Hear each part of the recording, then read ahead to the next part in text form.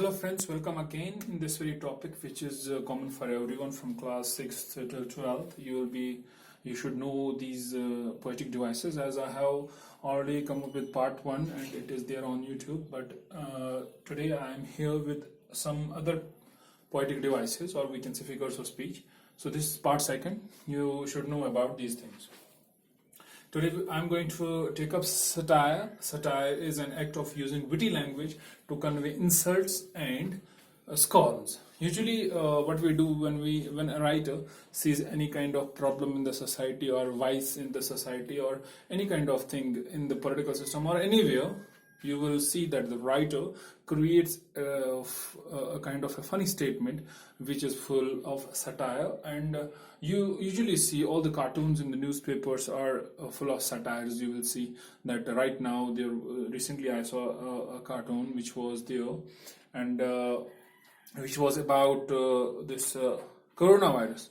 Doctors were just trying to pull the world up of that ditch where a lot of viruses were there, but people were coming out and they were just trying to cut that rope through which these doctors were pulling that kind of this world up of that ditch which contains all of viruses. So these people, while coming out of their homes, do not follow the procedure which each and everyone say right now, that stay home, stay safe. So that's a kind of a satire. That is a satire which is presented through newspapers, or we can say through cartoons.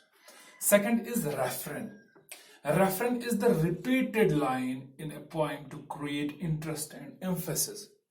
You should I recommend you to read a poem which is named as The Brook by Lord Alfred Tennyson. It was in previous communicative language in class communicative English in class 9th.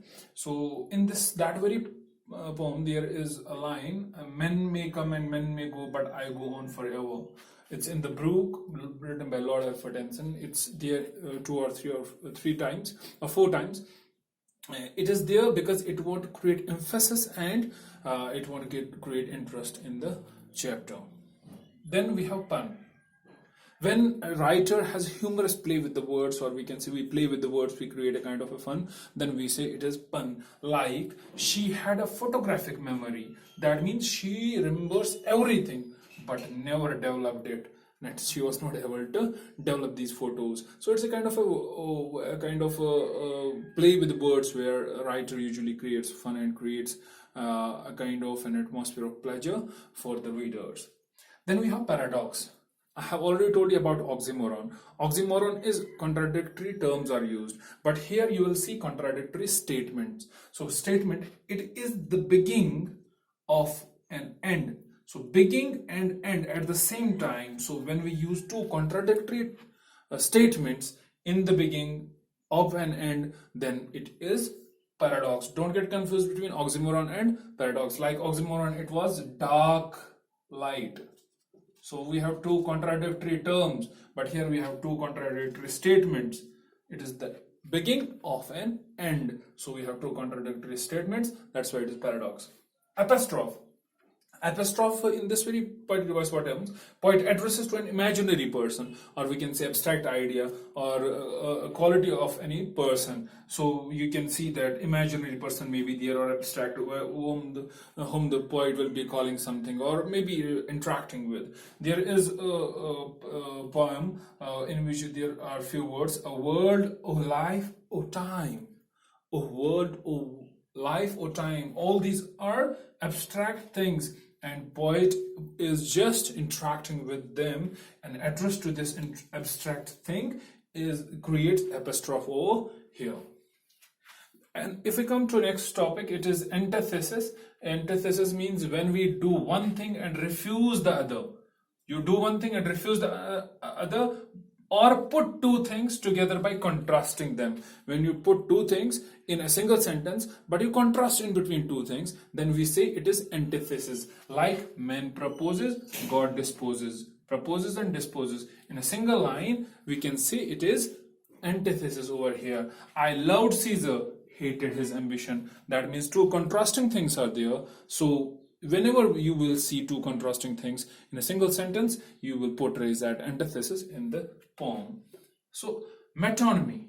Metonymy means signifies the name of some person or thing for another man. Like if I say I read Shakespeare, it does not mean I read the face of Shakespeare or anything. I read the books, or we can say works of Shakespeare. When one person's name signifies another person or thing, then we say it is metonymy over there. Like Sahil reads Shakespeare, Dickens, or we can say I read Gandhi. So it means that I don't read their personal thing, I don't read their personality, I read their works. Then there is zeugma. Zeugma is a Greek word which means joining.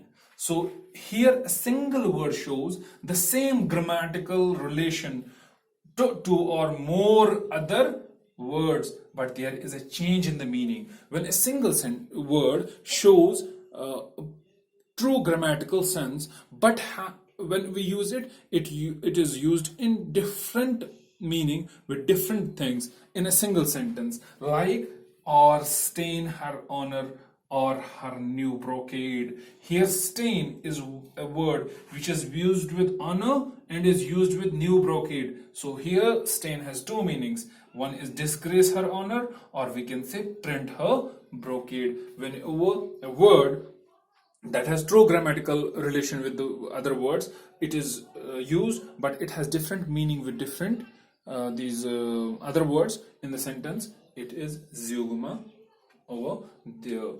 That was all in this very video. Hope you liked it. Thank you very much.